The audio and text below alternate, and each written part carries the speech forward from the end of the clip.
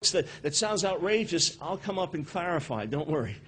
And for every point he raises, I assure you I'll do my best to answer them head on. I ask for the same from my friend Shmuley. Thank you, and God bless you.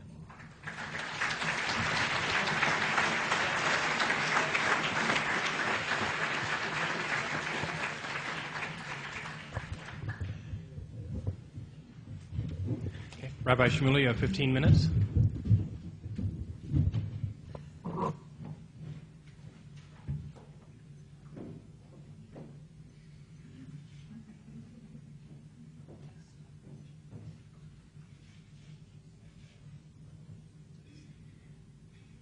Ladies and gentlemen.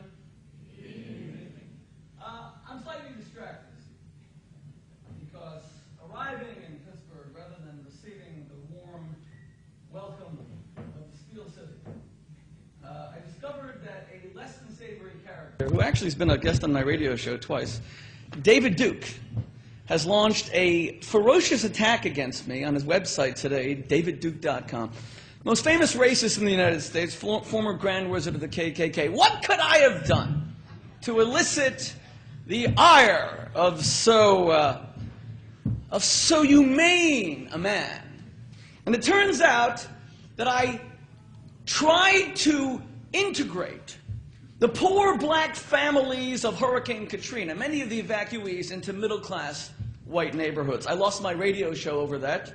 That was a week ago. It was a big national story. And now all the racists are coming after me for writing an article saying it's time to integrate America. And I had to even give death threats that I received over the past 3 days to the FBI, one of which said, "Dear Kike, I can't wait to take your small kike head," had he said like hairy kike head, that would have been more accurate, and put a bullet through it because we don't want porch monkeys living next to our clean white neighborhoods in middle America. You see, folks, the history of bigotry, racial prejudice, is an ancient one. It was there at the beginning, and it'll be there at the end. Because only we can change it. Yes, Simon Wiesenthal died today. And I hosted him at Oxford University. It was one of the great honors of my life, a man of profound humility. And his family died. 45 members of his family were killed. And they had one sin of which they were guilty. They were Jewish. And in the same way that the black man was said to be cursed by God because he was a descendant of Ham, the Jews were said to be cursed by God for rejecting Jesus the Messiah. The Holocaust was the direct result of evenings like tonight. The direct result, where the Jews are made to feel spiritually inferior, second-class citizens under God. No, not even second class. A race that will forever be punished for having rejected Jesus the Messiah. If you don't believe me, read Michael Brown's book, where he says explicitly, quote, "How then should we view the state of those, both Jews and Gentiles, who've never heard about the Messiah and the Savior? We should see them as people about to get on a plane we know will soon crash. They're all going to die. They're all going to die. It is remotely possible that one or two of the passengers will survive." This is a direct quote. "But for the most part, we can assume that just about everyone who gets on board will soon die." Ladies and gentlemen, Mike Brown is a friend of mine, and he's actually a good human being. But his repugnant spiritual views of the spiritual inferiority of his own people is an abomination before God. And it led directly to the Holocaust. Mike says it himself. He says, quote, on page 117 of Answering Jewish Objections to Jesus, quote, "The Messiah did come to bring peace, but why was there so much Christian anti-Semitism for 2,000 years? As a people, it's not their fault, folks. It's these damn Jews. But as a people, we missed the opportunity to receive him as our king. And we have been suffering the consequences ever since." That is a morally repugnant statement. Tell the black man he's responsible for slavery. Tell the woman who's raped that she wore a short dress with her bra showing, tell the Jew who was slaughtered that we have been suffering the consequences of rejecting Jesus. Yes, prejudice will be with us forever and ever. It will never go away. But I am part of a people that says that the black man is the equal of the white man because we're all created in the image of God. And I'm part of a religion that says that the Christian is my spiritual equal because it's not important how you get to God. It's important that you do get to God. I regret having to come up in front of you today and refute the messiahship of Jesus. Because I mean no disrespect to my Christian brothers and sisters who are my equals before God. And will have the same place as heaven as I do, if I earn it as an Orthodox Jew. Through my actions rather than my faith. Because God will judge me by what I do and not by what I believe. Just as each and every one of you would never judge any person by their beliefs, but would judge them by how they behave. God is exactly the same. God will, you don't marry a man who says he loves you but treats you like crap.